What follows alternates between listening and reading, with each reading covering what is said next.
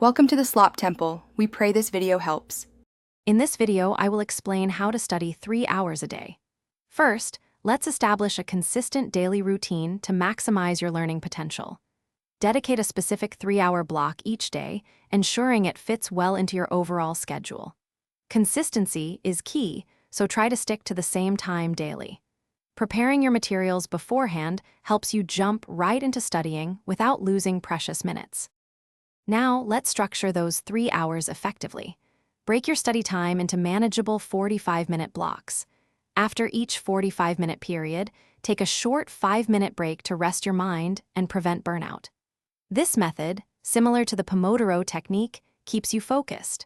Use the last 15 minutes of your 3 hours to quickly review what you've learned or plan for tomorrow's session. Creating the right environment is crucial for productive study. Seek out a quiet, dedicated space where you can minimize distractions. This means turning off all notifications on your phone and computer to avoid interruptions.